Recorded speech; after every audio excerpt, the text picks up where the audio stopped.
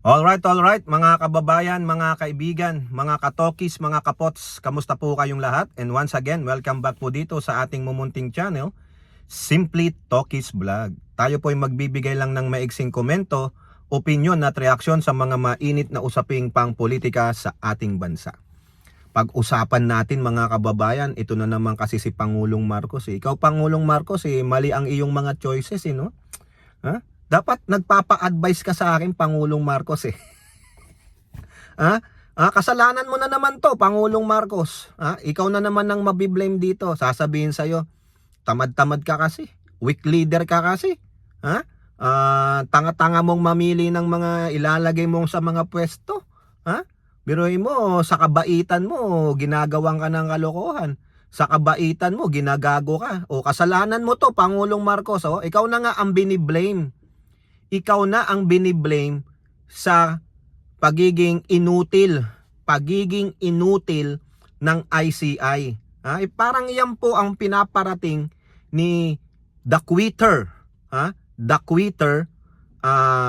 Babe Singson, yung isa pong umayaw, nag-quit na miyembro ng ICI. Kasalanan mo to, Pangulong Marcos Bakit ka namili ng mga quitter? Oo, di ba?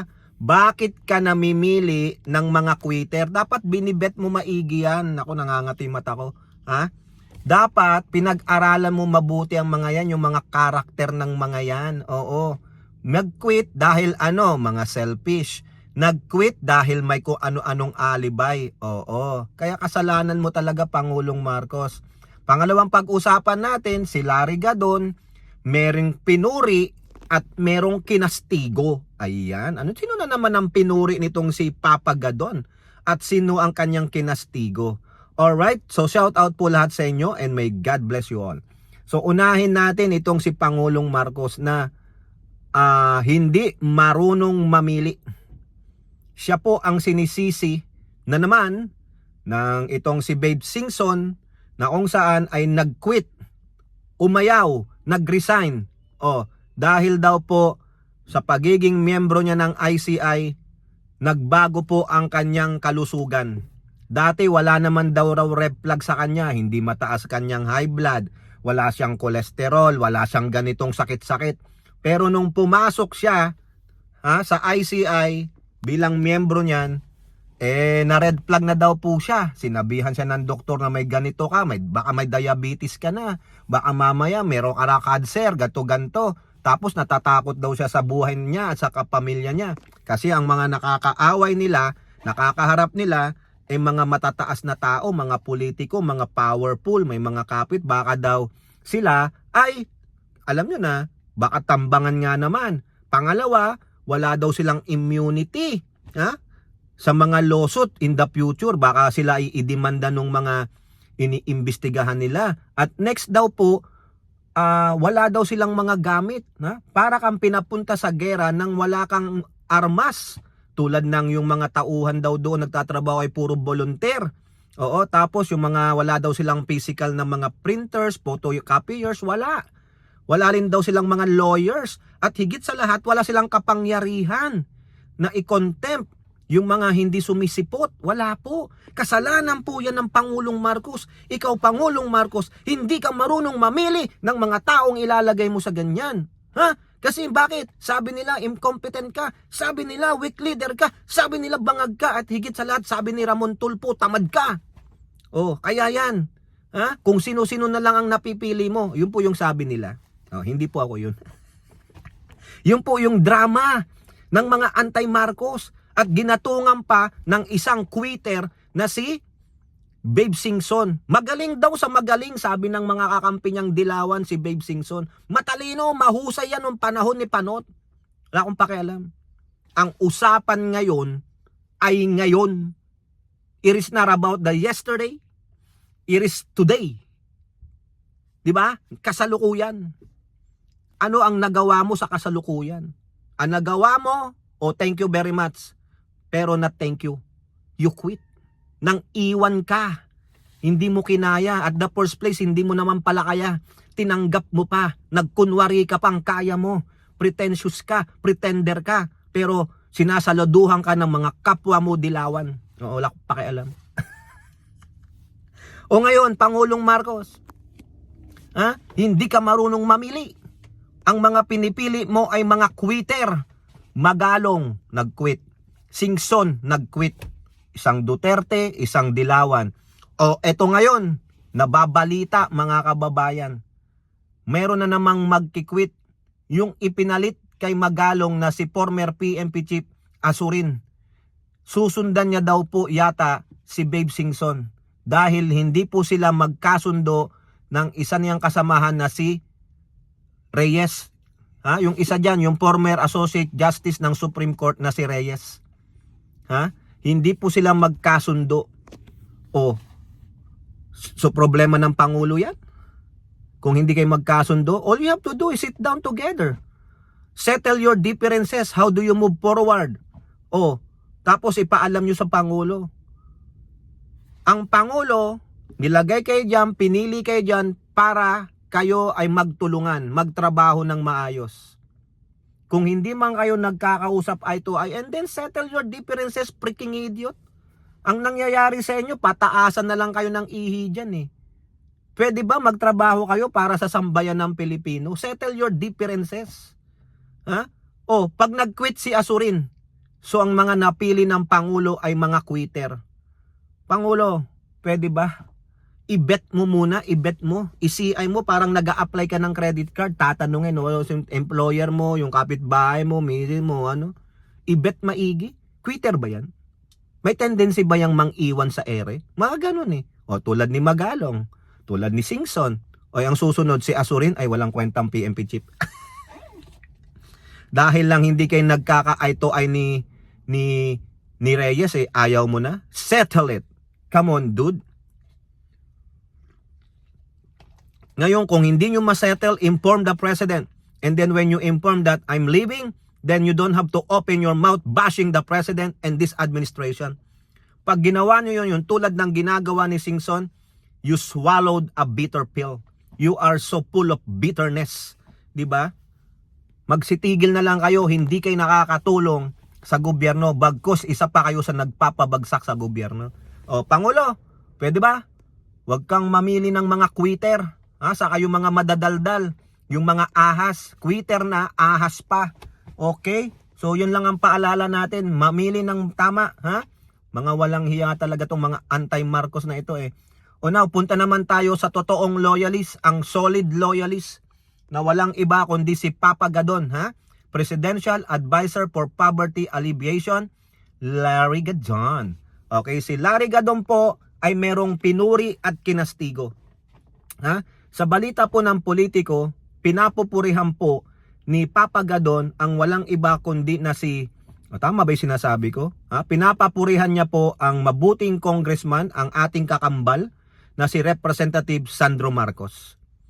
Bumilib po si Papa Gadon sa ginawang aksyon ni Representative Sandro Marcos. Tunay na lalaki.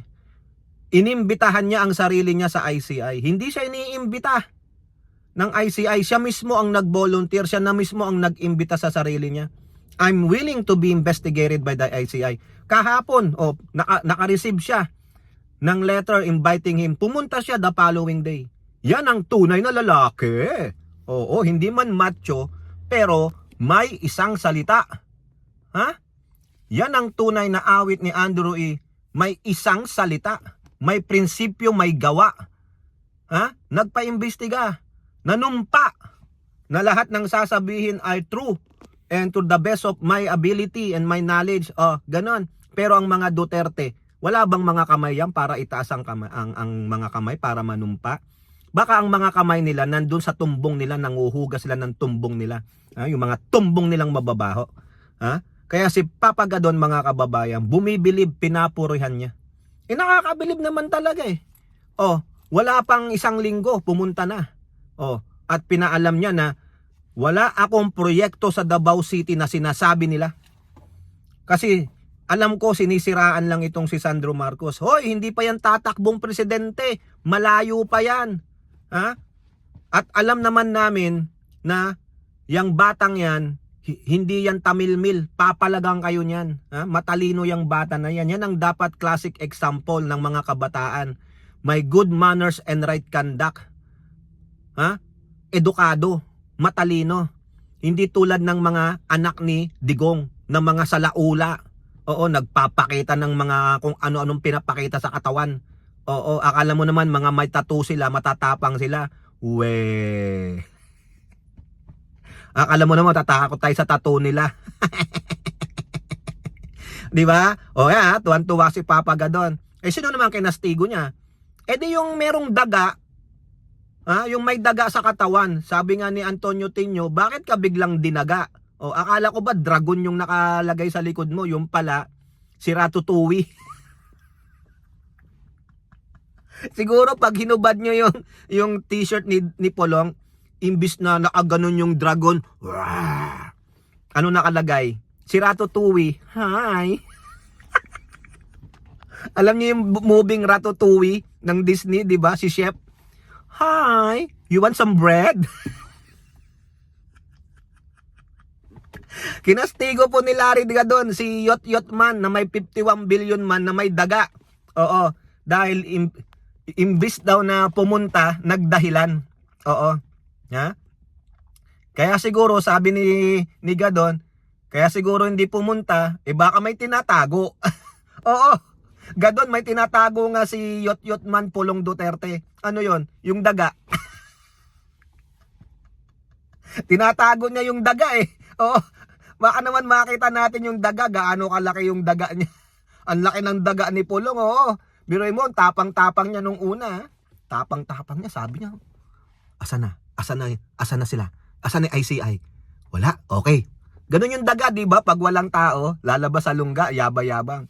Pero pag na ano na siya, takbo sa lungga. Oo, ganun siya ganun si Pulong Nung wala pa yung imbitasyon ng ICI, I am willing to be investigated. Wala tayong tinatago, malinis tayo. Dumating yung imbitasyon.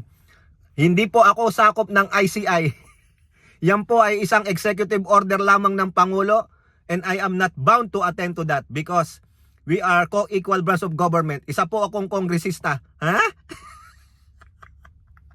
Ayos sa pulusot Ayos sa palusot. Kaya sabi ni Larry Gadon, hindi tulad nung isa dyan. Ang yaba-yabang, hindi man pala pumunta. Kaya hindi siguro pumunta, may tinatago. Di ba? Ano tinatago mo, Pulong? Yung oten mo na palaging pumapasok sa lungga ng mga pokpok? Tatanong lang. Yung po yung matapang kay Pulong, yung oten niya. Oo, matapang pumasok sa mga lungga ng mga pokpok. Yan Si Larry Gadon, pinuri si Sandro Marcos. Kapuri-puri naman mga kababayan. Yan ang lalaki. May prinsipyo. Kayang panindigan, yung sinasabi. Kayang humarap sa investigasyon. Si Pulong, kinastigo ni Larry Gadon. May tinatago, umiiwas. Larry Gadon, repeat after me. Capital D, capital U, capital W, capital A, capital G, with exclamation mark. Tatlo. Duwag! Ayun. Diba? Duterte! Duwag! Diba? Okay po, ano yung masasabi? Comment down below and don't forget to like and share. Hope to see you on the next videos. Bye-bye. God bless.